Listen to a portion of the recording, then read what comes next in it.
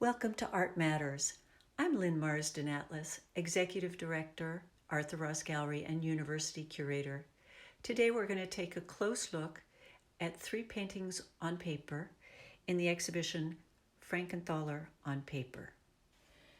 Renowned for her soak-stained abstract paintings, Helen Frankenthaler played a seminal role in both abstract expressionism and color field painting.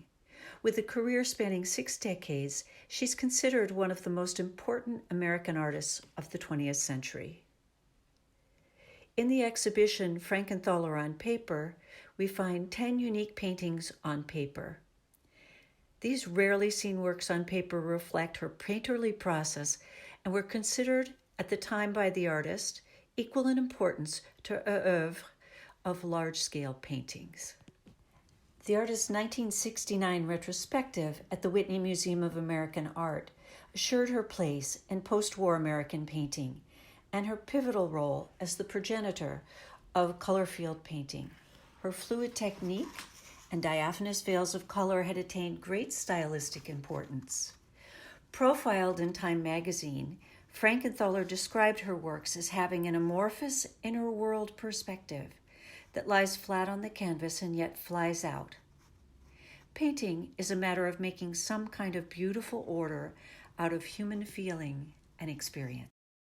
Let's listen to what Elizabeth Smith, director of the Helen Frankenthaler Foundation, says about the first painting today, Fiesta, from 1973. I'd like to share a few thoughts about one of the works on view, an acrylic on paper that Frankenthaler made in 1973. She titled it Fiesta. It's an apt title for an image filled with vibrant and joyous color, predominantly pink, coral, caramel, and rust, with a significant presence of green. Various other colors can also be seen throughout. At the top are dabs of yellow and blue, between and beside slender elements of line, while at the lower left and right, touches of black in the corners seem to anchor the image. In the upper right, a small burst of bright white suggests a fissure or opening into space. Frankenthaler's deft technique of varying the way paint is applied across a surface gives rise to what she might have called the magic of this work. In certain zones, she laid the acrylic paint down thickly, but mostly it is thinly painted, with visible underlayers, creating a spatial effect. The result is an airy, buoyant quality and a sensation of overall floating or drifting that is underscored by the way the shapes read in the work. The zone of softly curving pink nestles against the caramel color below, while the areas of lighter and darker green hover beside and above them. Frankenthaler once said, "My pictures are full of climates, abstract climates, and not nature per se, but a feeling." Indeed, this work calls to mind the feeling of happiness on a festive, celebratory occasion. Perhaps that is why Frankenthaler chose to title it Fiesta. Pink Palace from 1978 marks a different direction in Helen Frankenthaler's works on paper. Set on a dark brown paper, the pinks and greens of this particular piece are broadly horizontal, strong brush strokes that lie on the top of the paper rather than soaked in. With Pink Palace 1978, we find Frankenthaler stylistically moving in a different direction. Here she selected a dark background, and on it you see the artist making strong gestural movements, pulling the brush across the surface of the painting. You also find her handprints in this piece in 2 different places. You see her moving the wet paint with her fingers, flicking it perhaps.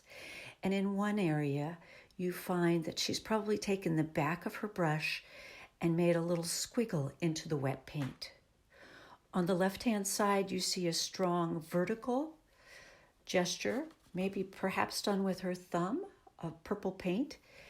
And at the bottom left edge, you see a horizontal line of ochre brown, somehow grounding the painting. But the overall sense is that the paint lies directly on top of the surface and is no longer soaked in. Helen Frankenthaler traveled to Santa Fe in 1990, and it was there that she created this acrylic on paper, Santa Fe 12.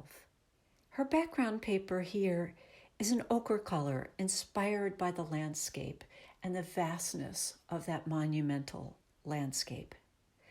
At the top edge, we see a small band of blue, possibly inspiring the idea of land and sky. There are 3 strong bursts of color, almost flung paint, bright pinks, which then fall into pale yellows, almost as representatives of light. And further below, these long horizontal strokes of orange.